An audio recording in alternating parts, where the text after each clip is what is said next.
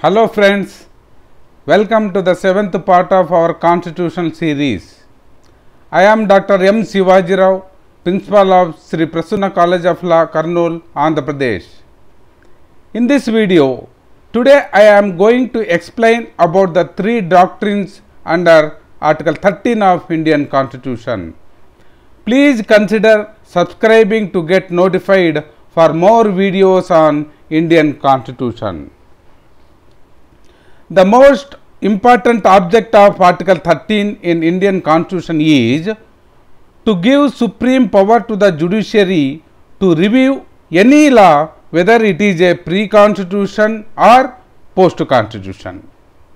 Clause 1 of Article 13 declares that after commencement of the Constitution, all the existing laws which are inconsistent with the fundamental rights of the Constitution shall be void to the extent of such inconsistency. Similarly, Clause 2 of Article 13 declares that after commencement of the Constitution, the state shall not make any law which takes away or abridges the fundamental rights conferred by Part 3 of the Indian Constitution. The doctrine of judicial review was for the first time propounded by the Supreme Court of America in the historic case of Marbury versus Madison.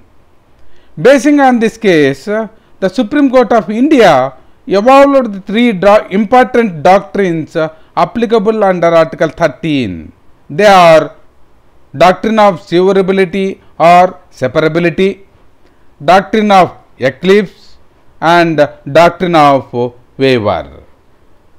First one we shall discuss now, doctrine of severability or separability.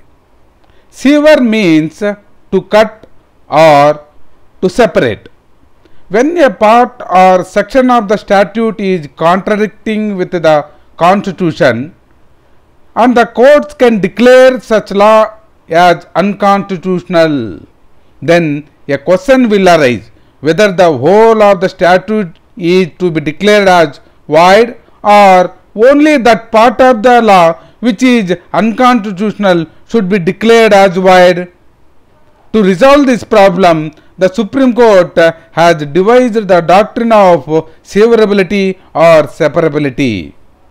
The meaning of this doctrine is that if any offending provision of the statute is to be separated from that statute which is unconstitutional, then only that part which is offending is to be declared as void and not the entire statute.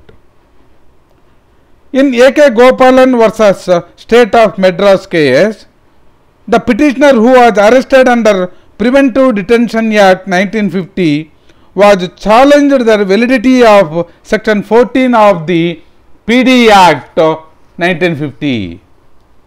The Supreme Court, while declaring Section 14 of the PD Act 1950 as ultra vires, observed as the impugned act minus this Section 14 can remain unaffected.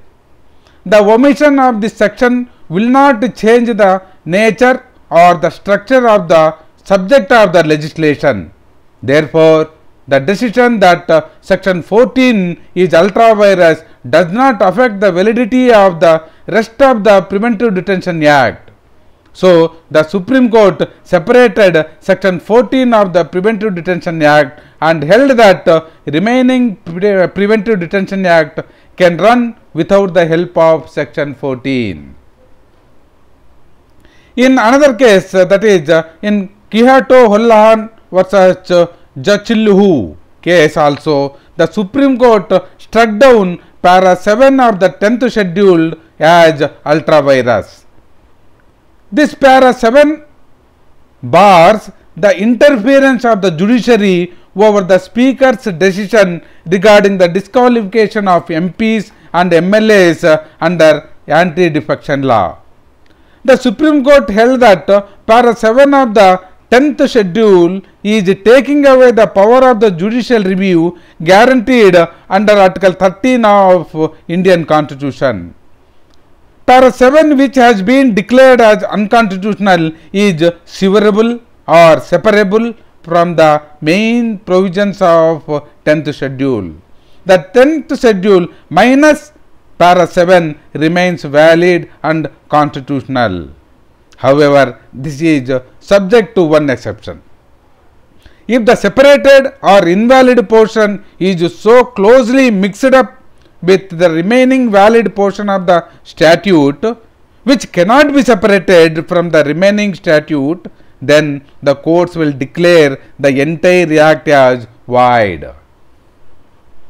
This doctrine of severability can be explained by way of an example. On the screen, there are 3 apples. One is partially spoiled apple.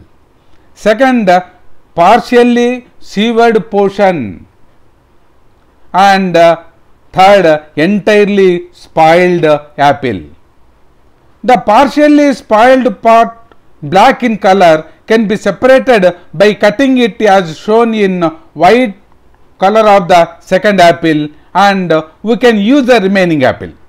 If it is not possible to cut and separate the spoiled part as shown in the third image, and then the whole apple can be thrown out. In this example, presume the partially spoiled, that is black in color portion of the first apple as a part or section of a statute which is declared as ultra vires by the court. Then the court will cut or separate the ultra vires section or part from the remaining statute or law. The remaining law can work without the help of the separated part or section. Similarly, in doctrine of severability also, the courts will separate that ultra vires part or ultra vires section from the statute, and the remaining part of the statute can run without the help of the separated section. Why? Because the remaining statute is not depending upon the separated section or part. In case if the apple which is spoiled entirely and cannot be separated, the spoiled part, then the entire apple will be thrown out. Similarly, in this doctrine also, when ultra vires part or section of a statute is so closely related and cannot be separated, then the entire statute will be declared as unconstitutional. So, this is a doctrine of severability or separability. Next, coming to second doctrine, that is doctrine of eclipse. Just like how the sun and moon are eclipsed, sometimes laws also eclipsed by the constitution for a short period. Once the amendment is made to the constitution by removing the hurdle, it will be enforceable again. The doctrine of eclipse is devised on the principle that any law which violates fundamental rights is not nullity or void ab initio, but becomes unenforceable and overshadowed by the constitution, that is, remains in a moribund condition or in sleeping condition. Once the eclipse is removed by way of amendment to the constitution, then again that law will be enforceable. The doctrine of eclipse was formulated by the Supreme Court in Bikaji Narayanan versus State of Madhya Pradesh case. In this case, prior to the independence, there were many private operators were running private transport buses in the province. Thereafter, the Madhya Pradesh government enacted the CP and Berar Motor Vehicles Act Amendment 1947 by banning the private operators from running their transport buses and took over the entire motor transport business in the province.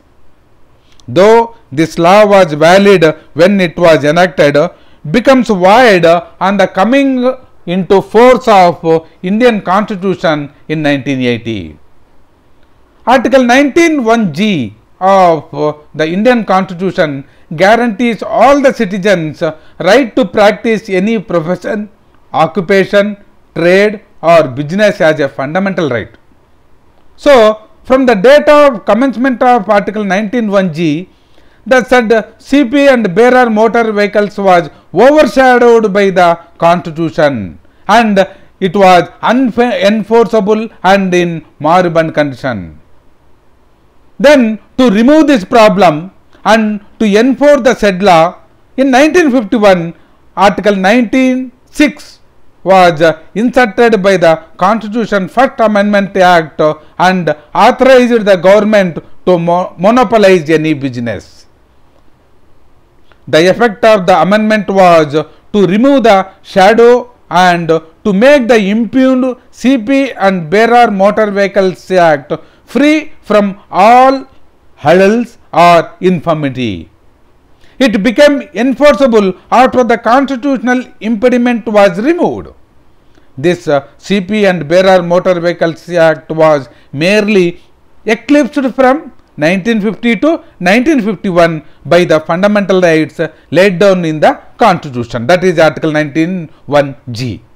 As soon as the eclipse is removed by amendment by inserting Article 19(6), again the law resumes operating from the date of such removal. So, from 1950 to 1951, that is from the date of commencement of the Constitution, the CP and bearer motor vehicles act 1947 was eclipsed and inoperative due to coming into force of fundamental rights. In 1951, the shadow of eclipse was removed by first amendment. Again the law, that is CP and bearer motor vehicles act 1947, resumed again to work. This is doctrine of eclipse. Next, third doctrine is doctrine of waiver. Waive means to give up. Can a citizen waive his fundamental right? And whether a citizen can say that he is not required any fundamental right? This was for the first time discussed by Supreme Court by evolving doctrine of waiver in Behram Khurshid versus State of Bombay case, wherein the court held that it is not open to an accused person to waive or give up his fundamental right guaranteed under Indian Constitution and get convicted. Thereafter, this doctrine was directly and elaborately discussed by Supreme Court in another case, that is Basheshwarnath versus Income Tax Commissioner case. In this case, in 1954, Basheshwarnath entered into a settlement with the income tax authorities to pay rupees 3 lakhs toward the penalty in monthly installments for suppressing a large amount of income under section 5(1) of the Taxation of Income Act. Thereafter, in the year 1955, the Supreme Court in another case, that is Muttaya versus Income Tax Commissioner case, struck down that section 5(1) of Taxation of Income Act as ultra virus of Article 14, basing on which Basheshwarnath was penalized. After knowing this, the petitioner Basheshwarnath challenged his earlier settlement entered in the year 1954 before the Supreme Court. But the income tax authorities contended that even if section 5(1) was invalid, the petitioner, by entering into an agreement to pay the tax, had voluntarily waived his fundamental right guaranteed under Article 14. Then the court held that it is not open to a citizen to waive any of the fundamental rights conferred by Part 3 of the Constitution. These rights have been put in the Constitution not merely for the benefit of the individual, but as a matter of public policy for the benefit of the general public. It is an obligation imposed upon the state by the Constitution. No person can relieve the state of this obligation, because a large majority of our people are economically poor, educationally backward, and politically not yet conscious of their rights. In such circumstances, It is the duty of this court to protect their rights against themselves, the court said. This is called doctrine of waiver. So, in these three doctrines, that is doctrine of severability, doctrine of eclipse and doctrine of waiver, it is proved that the judiciary has power to test the validity of any provision of any statute if it is contradicting with the fundamental rights, and also established the supremacy of fundamental rights over any statute. Okay friends, this is the end of my video. I will attach a PDF of detailed notes of this lecture in the description. Please go through it. If you have any queries, please post it in the comment section. Thank you very much. God bless you all.